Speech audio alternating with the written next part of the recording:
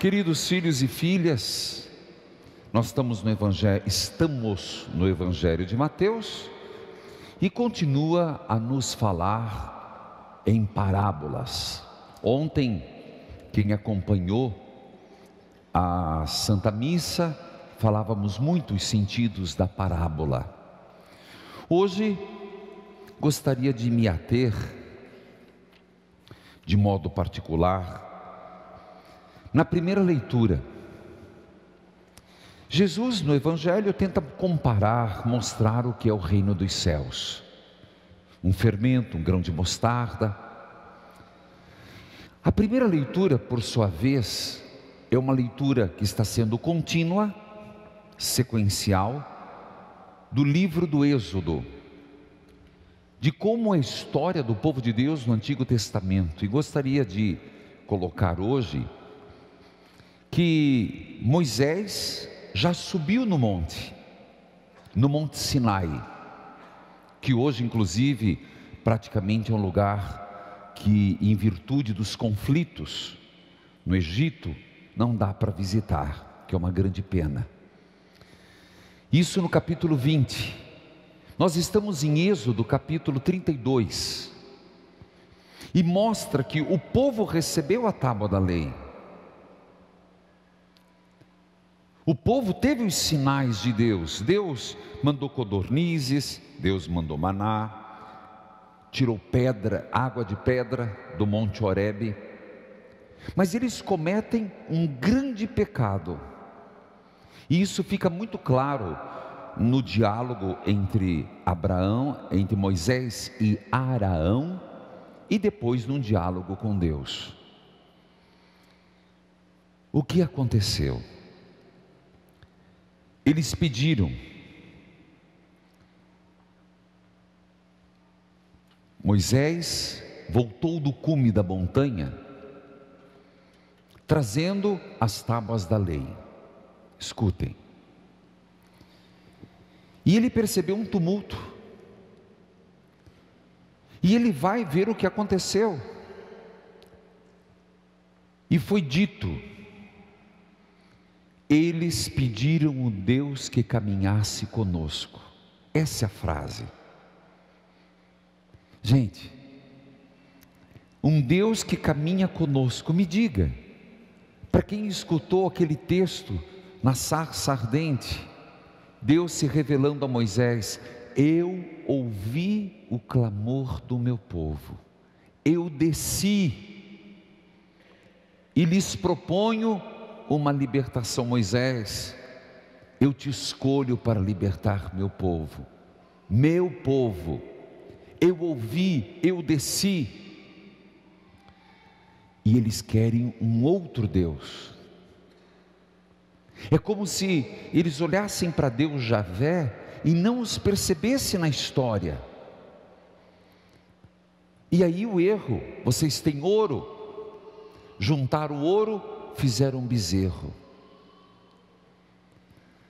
Meus irmãos, às vezes nós temos fé, nós temos um Deus vivo e não o reconhecemos caminhando perto de nós. Cometemos um equívoco de não que Deus se distancie. Deus não está distante. Durante quantas vezes na missa eu digo: o Senhor esteja convosco, e vocês? Por que a gente perde essa noção da realidade? Por que a gente quer enclausurar Deus no céu, um céu distante, como dizia, o terceiro céu, o primeiro das nuvens, o segundo das estrelas, o terceiro quanto mais distante? Não, Deus está conosco. Deus caminha comigo, caminha com você. Se nós perdermos essa noção da proximidade de Deus, nós acabamos elegendo outros deuses. E por que perdemos essa noção da proximidade de Deus? Por várias razões. Uma delas, por não cultivarmos essa amizade com Deus.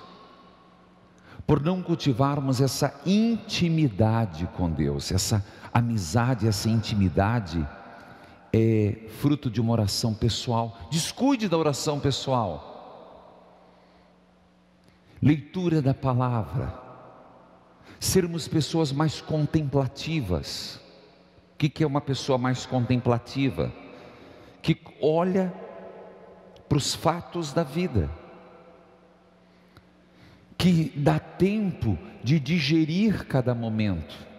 Por isso diz o texto, é tempo de plantar, é tempo de colher. Não é só no sentido da natureza, o tempo de nós digerirmos. Hoje a impressão que eu tenho, nós não temos nem se aconteceu uma coisa tão boa na tua vida e você não tem nem tempo de ficar alegre. Você não tem nem tempo de curtir a tristeza. Ih, fulano não está com depressão. Não, meu filho, não estou com depressão, eu só estou triste. Ih, fulano está muito quieto, silencioso. Ah, deve estar com depressão. Não, eu estou refletindo. As pessoas parecem que não têm mais o direito de ficar em silêncio. Parece que a gente não tem mais o direito de ficar sem falar. Se você chegar em casa e ver uma pessoa com a televisão desligada, sem rádio no último, sentado, o que aconteceu? Quem morreu?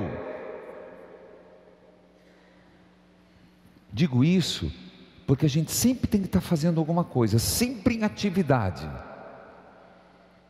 E como é importante às vezes, para perceber essa presença de Deus, a gente ter o cantinho da gente, a poltrona preferida, o lugarzinho preferido, que seja no quarto. E não é jogar tempo fora, é pensar as ideias, é pensar, é refletir.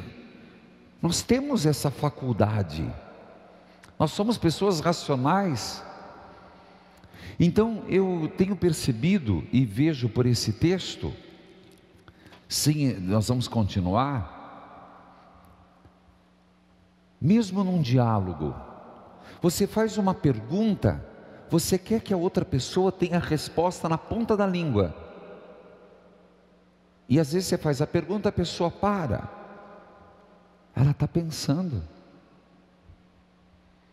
ela está pensando, dê tempo para pensar. Não é que a resposta não vem. Então nós somos cobrados, você tem sempre que estar em atividade, você sempre tem que estar fazendo alguma coisa. O silêncio é importante, a contemplação é importante, a intimidade com Deus é importante. Às vezes você lê a palavra de Deus e não querer tirar mensagens, lê, relê. Se você perceber isso, faz-nos perceber, sentir a presença de Deus conosco. Quando Moisés desceu, parecia que o povo estava em guerra, diz o texto, que estava muito um burburinho, uma festa, euforia. Só que era a euforia da idolatria, era a euforia do bezerro de ouro. E Moisés toma uma atitude radical, continuando o texto, e depois vou para o segundo ponto.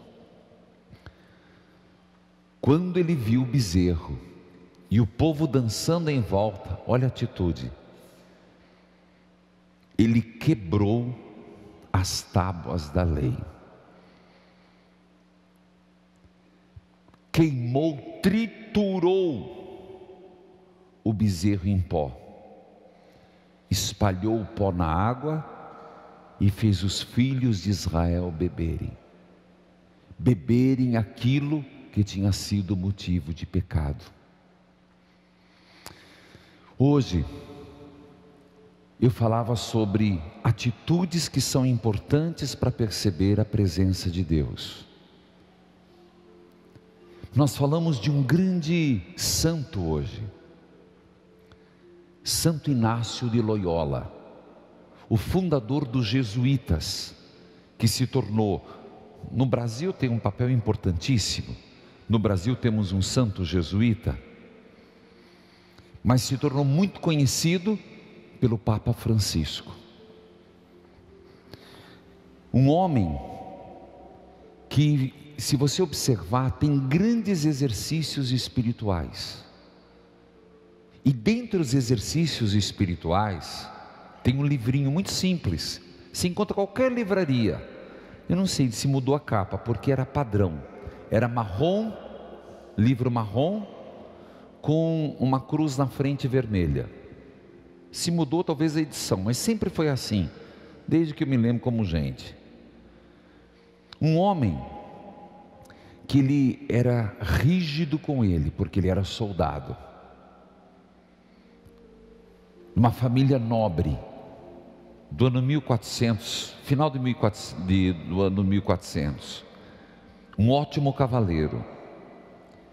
Um homem que fez uma carreira militar muito grande, até que uma bala de canhão feriu e mudou a vida. Com a perna esquerda machucada, ele ficou um longo tempo em convalescença. Ele é um homem muito erudito, família rica, nobre, lia muito. E ele trocou as leituras de romances, poesias, pela vida de santos e pela paixão de Jesus. Foi através da leitura. E eu perguntava, se não me engano foi na missa das 9, qual foi o último livro que você leu? Ô padre, o senhor está querendo falar do batalha espiritual? Não, batalha espiritual é um dentre tantos que indico. Qual o último livro que você leu? Não responde para mim não, que você leu.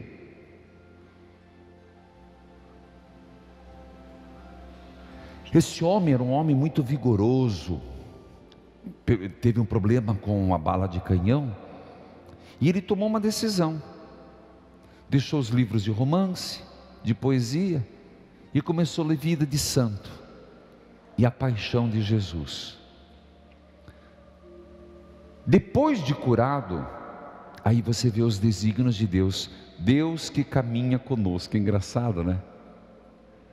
Depois de curado, ele falou, vou trocar a vida militar por Deus.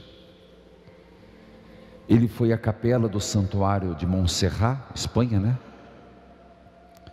Pendurou sua espada no altar, deu as costas ao mundo, às pompas, e passou a ser chamado Inácio. Foi eremita, foi mendigo, passou grandes necessidades, mas aí estava a preparação dos exercícios espirituais. Já não era mais garoto, mas foi para Paris estudar filosofia, teologia, fundou a Companhia de Jesus, com 6 companheiros. Morreu dia 31 de julho de 1552. E sabemos o grande bem que os jesuítas fizeram. Mas mais do que falar dos jesuítas, um homem que foi sempre muito meticuloso na vida espiritual. Tanto que hoje a reunião dos bispos acontece em Itaici. Mas até poucos anos, acontece em Aparecida. Mas até muito poucos anos acontecia em Itaici, onde eu tive o privilégio de ir e fazer o retiro inaciano. Os exercícios espirituais de Santo Inácio, para a maior glória de Deus, esse é o lema, é exatamente conhecer as nossas fraquezas, descobrir a graça de Deus em nós, vencer como um soldado os ataques do inimigo em nós e fazer o processo da graça, da santificação. Tanto que ele fala das dois estandartes, de Deus e do diabo, de uma batalha constante. Santo Inácio traz exercícios maravilhosos. Para resumir, quando hoje, no Antigo Testamento, nós estamos diante de uma batalha feia, onde Deus fez de tudo para o seu povo, escreveu na pedra. Moisés descia o monte do Sinai. Eu imagino a alegria de Moisés, de ter visto Deus e estar descendo para encontrar o povo e trazer as tábuas. E de repente encontra um povo adorando um bezerro. Eu diria que essa tensão nós vivemos. E aí Santo Inácio tem muito a nos ensinar. Aí nós temos muito que estar atentos nessa vida espiritual, no exercício da espiritualidade, para que não ocupe nada o lugar de Deus. Por fim, comecei no rádio e quero começar aqui. Hoje é o último dia do mês de julho, Nossa Senhora do Carmo. Amanhã já é agosto. E mês de agosto, sexta-feira é dia de São João Maria Vianney. Por isso domingo, dia do Padre. No outro, dia dos Pais. E depois do dia dos Pais, a Semana da Família. Depois os religiosos, a Assunção e do catequista. Eu queria propor nessa semana, na missa, e peço que me lembrem, que eu esqueço às vezes, de fazermos a oração pelos sacerdotes. Queria que essa semana fosse de oração pelos padres, pelo padre da sua paróquia, pelo padre que batizou teus filhos, que talvez já morreu, pelo padre que casou, pelos padres que estão em crise. E a oração que vamos fazer será a oração de Santa Teresinha do Menino Jesus pelos sacerdotes. Eu acho que meu irmão não tem lá, mas a Cleusa leva lá, ou o Pérez leva lá para ele. Tem? Está ali. Obrigado. Eu gostaria que nós, e nas suas orações pessoais, também fizesse. Então, em todas as missas, depois das preces, nós faremos a oração pelos sacerdotes. Da mesma forma que no semana que vem, faremos pela família.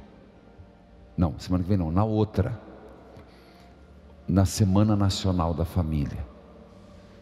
Queridos filhos e filhas, hoje rezando pelos falecidos, quero aproveitar e lembrar dois fatos amanhã. Amanhã nós vamos começar um novo novenário, missa com novena das Santas Chagas. Às 11h15 estamos aqui. Eu queria convidar você a vir.